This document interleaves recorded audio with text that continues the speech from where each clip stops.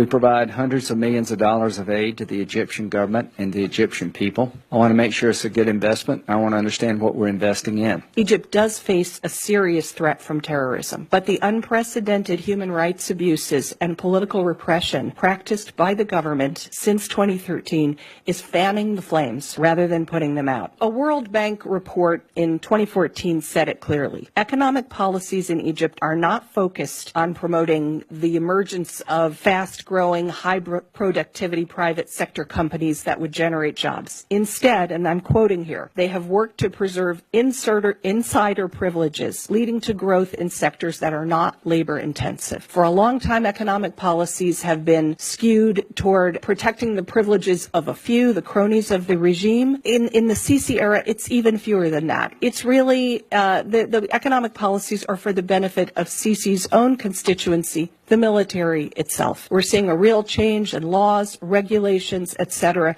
that are allowing the military, rather than the private sector, to take up more and more economic activity. That's what's behind these mega construction projects that Sisi has been carrying out. The Suez Canal passage, the new administrative capital he's building in the desert, because this is how the Egyptian military knows how to make money, by building things. Our aid to Egypt had not been very high and then leapt up after the Sadat visit to Jerusalem and the Camp David Accord, and that's 1978. That's 40 years ago. The Middle East has changed, and Egypt's role in the Middle East has changed in that period. The Egypt of that period was really the most influential country, most influential Arab country, and its position on everything was of significance to us. But that's no longer true.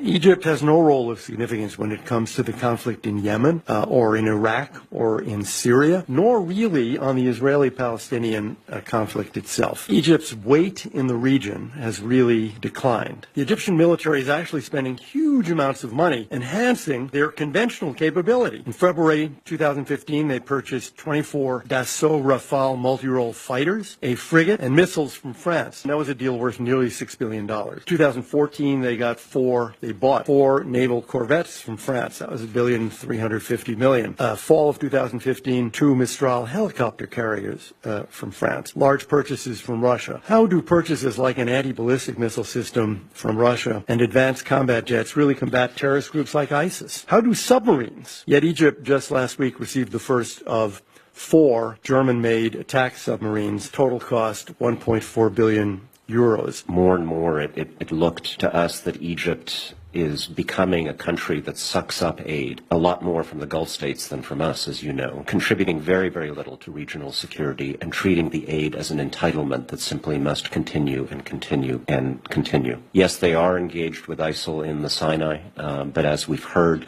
in ways that probably make the problem steadily worse rather than better. Just how counterproductive the tactics are. This is basically a window into a strategy in which young men who may or even may not be members of ISIS are rounded up, executed in cold blood, and then passed off as casualties in a battlefield fight so that the army can look good. We know from history that is the way to lose a fight like this, not to win. Almost any observer of the Sisi government, I think, would agree that over the last 2 or 3 years, the primary priority of the Egyptian military and of General Sisi has not been to fight terrorism or to improve governance. It has been to make sure that what happened in 2011, the Tahrir Square rising, something like that can never, ever, ever, ever happen again in Egypt, and that the power of the military over the country's politics and economics is not challenged again. And as a result, they have concentrated as much on persecuting their political opponents, peaceful protesters, independent NGOs, the very people in the country who are most likely to despise jihadism, as it has on hunting down terrorists. My job was talking to authoritarian governments around the world, and I have to say the meetings with the government of Egypt were amongst the least productive and most unpleasant. A lot of governments around the world that do things we don't like, but you can have a thoughtful, intelligent conversation where you're talking to somebody who you feel like they've got the best interest of their country in mind, but they have a different vision for how to achieve them. And in the case of Egypt, it's just angry, rude denial of all problems, and how dare you, U.S. government official, raise these things with us, and where's our money? Thank you very much. Goodbye.